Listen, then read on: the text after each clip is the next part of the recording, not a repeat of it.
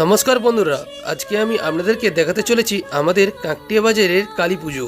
আর হ্যাঁ, দেখতেই পাচ্ছেন কত সুন্দরভাবে গেটটিকে সাজিয়ে তুলে ধরেছেন।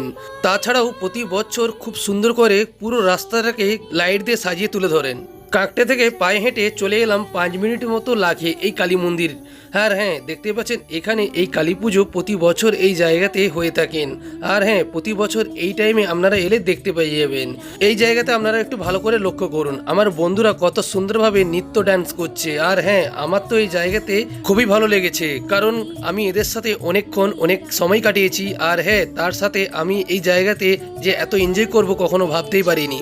আর হ্যাঁ, আমার বন্ধু ছিল, সে চলে গেছিল, তাই আমি একা ছিলাম এই জায়গাতে। তারপর এখানে মায়ের পুজো সারা ধরে প্রতি বছর হয়ে থাকে। আর হ্যাঁ, যতক্ষণ এখানে পুজো হবে ততক্ষণ এখানে মাইক চলে।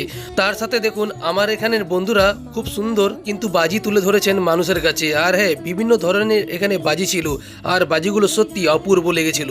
তার সাথে দেখতেই পাচ্ছেন একের পর এক কিন্তু অনেক ধরনের বাজি ফাটানো হয়েছিল এবং জ্বালানো হয়েছিল, সত্যি অপূর্ব লেগেছে। আর হ্যাঁ, আপনারা মতামত করবেন আজকের এই জায়গাটি আপনাদের কেমন লেগেছে।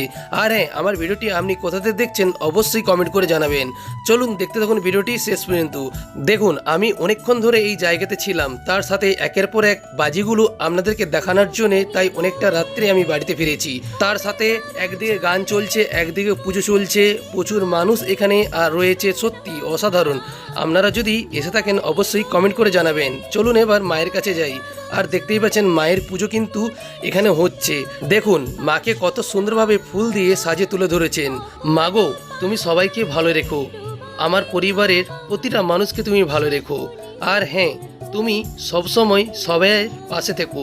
জগৎজননী মা, তোমার কাছে যে যা চায় তুমি তাদের মনস্কামনা পূরণ করো। আর দেখতেই পাচ্ছেন এখানে কিন্তু পুজো হচ্ছে, আর সবাই পুজোতে মত্ত, সত্যি অসাধারণ।